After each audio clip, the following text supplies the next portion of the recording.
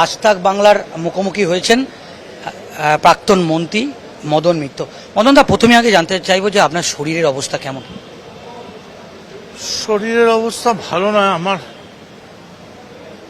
প্রায় 12 ঘন্টা একটা স্প্যাজমের জন্য ইউরিন বন্ধ হয়ে গিয়েছিল, একটা হার্ট অ্যাটাকের মতো অবস্থা হয়েছিল। এখন আমি এই রিসবন্ড সই করে এসছি, কারণ আগে শপথ ছিল। হ্যাঁ, এখন আবার বেলভিউতে ফিরে যাচ্ছি। যাই হোক, এখন একটু বেটার। যে সামগ্রিকভাবে যে ফলাফল হলো তৃণমূল কংগ্রেসের, এটা নিয়ে কি বলবেন? প্রথম হচ্ছে, এটা মেনে নেওয়া যাচ্ছে না। দ্বিতীয়, এটা কাম্য ছিল না। তৃতীয়, এর মধ্যে জল কতটা দুধ কতটা এটা এখনো নির্ধারিত হয়নি। আমি শপথ নিয়েছি জয় বাংলা বলেই শপথ নিয়েছি। সেটা হচ্ছে, ইতিমধ্যেই আমরা দেখছি একাধিক তৃণমূল কংগ্রেস নেতা তারা আইপ্যাক এবং অভিষেক বন্দ্যোপাধ্যায়ের বিরুদ্ধে একটা ক্ষোভ উগরে দিচ্ছেন। আজকেও বিধানসভায় তৃণমূল কংগ্রেসের যারা বিধায়ক, যারা শপথ নিতে এসেছিলেন, তাদের মনে একটা কিরকম চাপা ক্ষোভ যে দলটা মমতা বন্দ্যোপাধ্যায় তৈরি করেছিলেন, কোনো অংশে আইপ্যাক তারা এমনভাবে পরিচালনা করেছে যে তাদের গুরুত্ব, মানে বিধায়ক যারা, তাদের গুরুত্ব হারিয়ে গেছিল। কি বল? আমি একটু ভিন্ন মত পোষণ করি। যেটা জিতেছি সেটা দলের জন্য, আর যেটা হেরেছি সেটা আইপ্যাকের জন্য। এই দুটো যুক্তি আইনগতভাবে দাঁড়ায় না। আর এ ব্যাপারে কোনো সন্দেহ নেই, অভিষেক প্রচুর চেষ্টা করেছে, প্রচুর পরিশ্রম করেছে। আমরা তো ইন্দিরা গান্ধীকেও হারতে দেখেছি। রাজনারায়ণের মতো একজন পাগল ছাগল লোক, সেও ইন্দিরা গান্ধীকে হারিয়ে দিয়েছে। আবার 3 বছরের মধ্যে পট পরিবর্তন হয়েছে। So this is politics, and everything is possible and impossible in politics. তবে আমি দলের ব্যাপারে কোনো মন্তব্য করব না। দল আমায় নমিনেশন দিয়েছে, সাপোর্ট দিয়েছে, সিম্বল দিয়েছে, মন্ত্রী করেছে।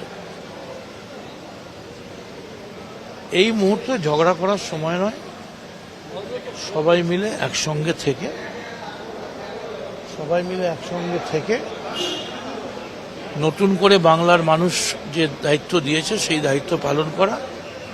আমার খালি একটাই আবেদন আছে, যে তথাকথিতভাবে যে শাসনভার গ্রহণ করে তার দায়িত্ব রাজ্যে শান্তি স্থাপন করা। শেষ প্রশ্ন, এই যে জয়টা আপনার কেন্দ্রে কামারহাটি, এটা তৃণমূলের জন্য জয় না ব্যক্তি মদন মিত্রের? একেবারেই নয়, পুরোপুরি তৃণমূলের জন্য নয়, মমতা ব্যানার্জির জন্য এবং অভিষেক ব্যানার্জির জন্য।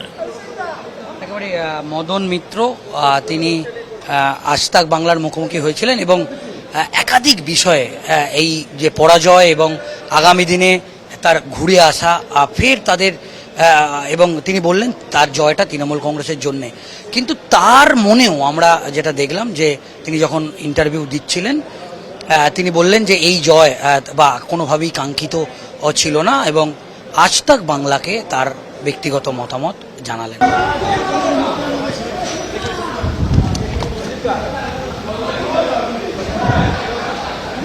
ওই মদন দাকে বললাম, ও লাভলি চলে আসো। না, যে লড়াই হলো গোটা উত্তর 24 পরগনা, ব্যারাকপুর, জগদ্দল, যেভাবে জয়লাভ হলো, কি বলবেন? জয়লাভ হওয়ারই ছিল। জয়লাভ কেমন আছেন আপনি?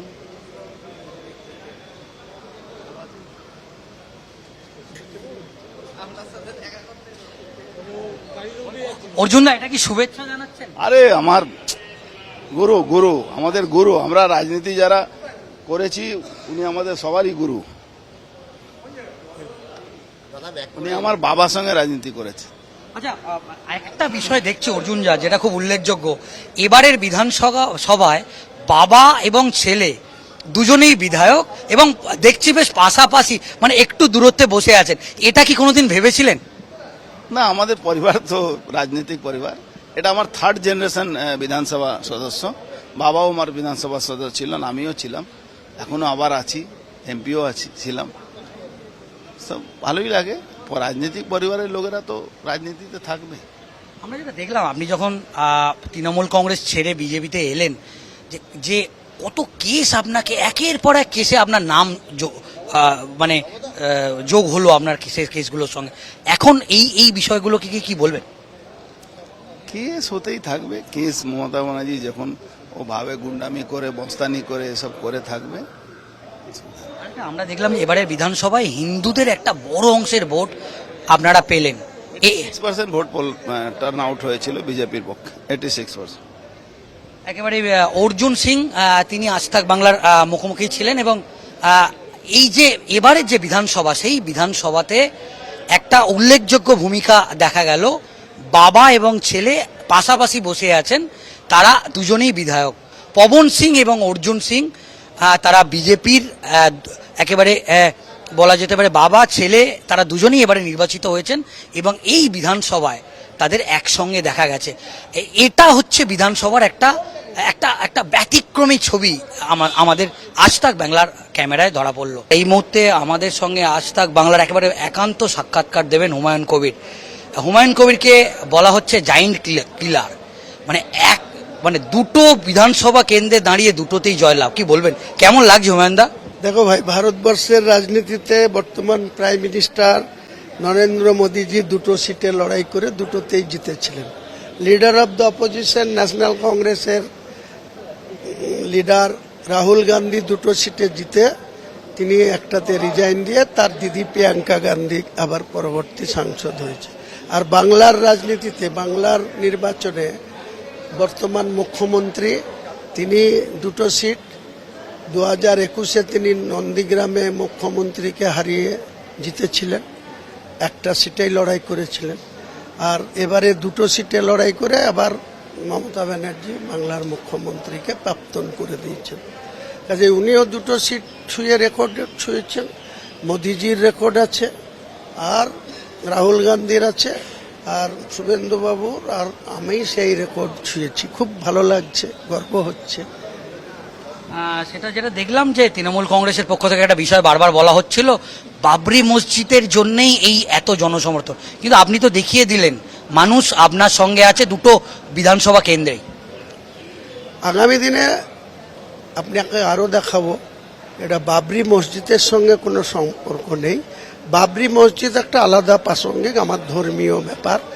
মসজিদ হচ্ছে নামাজ পড়ার জন্য, নামাজ আদায় করার জন্য। সেই মসজিদ, বাবরি নামটার সঙ্গে মুসলমানদের একটা আবেগ আছে, তাই তারা বাবরি নামে মসজিদ করব বলেছে, তাই তারা অনেক অর্থ সাহায্য করেছে। আমি তাদের কোনো মতেই অমর্যাদা করতে পারি না। আমার নামে অনেক মিথ্যাচার করা হয়েছে, আমি নাকি বাবরি মসজিদের টাকা নিয়ে নয় করেছি, ইলেকশন করেছি। আমি একটা টাকাতেও হাত দিইনি বাবরি মসজিদে। সেখানে যা টাকা পেয়েছি, ল্যান্ড পারচেজ করেছি, অনেক কোটি টাকার ল্যান্ড পারচেজ করেছি। কাজ শুরু হয়েছে, কাজ চলছে। আগামী 3 বছর টার্গেট ছিল, 2 বছরের মধ্যে বাবরি মসজিদ কমপ্লিট করব। আরও মানুষের আর্থিক সাহায্য প্রয়োজন। এই অভিষেক বন্দ্যোপাধ্যায়রা, অধীর চৌধুরীরা একযোগে বাবরি মসজিদের যাতে কেউ টাকা না দেয়, অর্থ সাহায্য না করে, তার জন্য বারবার বলেছে, কিন্তু মানুষ তাতে কর্ণপাত করেনি। নির্বাচনের মুখে একটু স্লো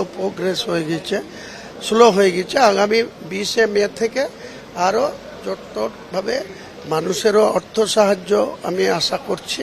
মানুষের কাছে আবেদন করব নতুন করে অর্থ সাহায্য করার জন্য, এবং আগামী 2 বছরের মধ্যে বাবরি মসজিদ কমপ্লিট করব। আচ্ছা, শেষ প্রশ্ন, সেটা হচ্ছে ভোটের দিন আপনাকে যেভাবে হেনস্থা করা হলো, আজকে বিধানসভায় দাঁড়িয়ে যারা আপনাকে হেনস্থা করেছিল, অভিযোগের তৃণমূল কংগ্রেসের থেকে, তৃণমূল কংগ্রেসের স্থানীয় একজন নেতা ছিল, আমরা ভোটের দিন দেখেছি। আজকে এই বিধানসভায় দাঁড়িয়ে তৃণমূল কংগ্রেস, বিশেষ করে মমতা ব্যানার্জি, অভিষেক ব্যানার্জির উদ্দেশ্যে কিছু বলবেন? কি বলবো, বোধোদয় হওয়া উচিত। কারণ আল্লাহ বা ঈশ্বর যিনি সৃষ্টিকর্তা আছেন, কোনো অহংকারীকে পছন্দ করেন না। এনাদের অহংকার হয়েছিল, ঔদ্ধত্য হয়েছিল, তার বিচার মহান উপরওয়ালা তাদেরকে দিয়েছে। তাই তাদের বাকি জীবনটা শিক্ষা নেওয়া উচিত এখান থেকে, যে মানুষ সৃষ্টিকর্তার দ্বারা সৃষ্টি, সেই সৃষ্টিকর্তার প্রতি সবাইকে আমাদের শ্রদ্ধা রাখতে হবে, আস্থা রাখতে হবে। আর কোনো মানুষ যেন মানুষকে হেনস্থা না করে, ক্ষমতার অপব্যবহার না করে, শক্তির অবক্ষয় না করার চেষ্টা করে, এটাই বলবো। করলে তার পরিণতি পাপ, বাপকেও ছাড়ে না। তাই হয়েছে। আপনার রাজনৈতিক দলের কাজকর্ম এবার কিভাবে চলবে? আমার রাজনৈতিক দলের আগামী টার্গেট, আমার পুরো ঢেলে সাজাবো, গোটা রাজ্যের সংগঠনের ঢেলে সাজাবো, জেলা ওয়াইজ সংগঠন করব, ব্লক ওয়াইজ করব, বুথ স্তরের কমিটি করব। আগামী পঞ্চায়েত এবং পৌরসভা 2027 পৌরসভা নির্বাচন হবে ফেব্রুয়ারি মাসে, সেই নির্বাচনে অংশগ্রহণ করব। পঞ্চায়েত 28 হওয়ার কথা ডিউ টাইম, যদি আগিয়ে আনে বা যখনই হোক সেটাতেও অংশগ্রহণ করব। সর্বোপরি 2029 লোকসভা, সেখানেও অংশগ্রহণ করব। একটা রাজনৈতিক দলের যা যা হওয়া উচিত, যা যা করা উচিত, আমরা ধীরে ধীরে হলেও অনেক সময় পাচ্ছি। মাত্র 4 মাস সময় পেয়েছিলাম, এরপরে যত সময় পাবো সেই সময়ের মধ্যে থেকে আমার দলটিকে শক্তিশালী করার এবং আগে বাড়িয়ে নিয়ে যাওয়ার চেষ্টা করব। একেবারে হুমায়ুন কবির তিনি আজ তাক বাংলার মুখোমুখি ছিলেন এবং একেবারে দুটো বিধানসভা কেন্দ্রে জয়। তিনি বললেন যে যারা অহংকারী, একেবারে মুখ্যমন্ত্রী মমতা বন্দ্যোপাধ্যায় এবং অভিষেক বন্দ্যোপাধ্যায়কে টার্গেট করলেন যে অহংকারীর পতন, এবং তিনি সত্যি দেখিয়ে দিলেন যে এভাবেও ফিরে আসা যায়। তিনি কিন্তু এই মুহূর্তে বিধানসভায় দাঁড়িয়ে এবং মমতা বন্দ্যোপাধ্যায় তিনি কিন্তু হেরে গেলেন, কিন্তু এই হুমায়ুন কবির যাকে বলা যেতে পারে তৃণমূল কংগ্রেস থেকে কিভাবে কি হয়েছিল সেটা গোটা রাজ্যের মানুষ জানেন, কিন্তু তিনি এই মুহূর্তে সেই বিধানসভায় দাঁড়িয়ে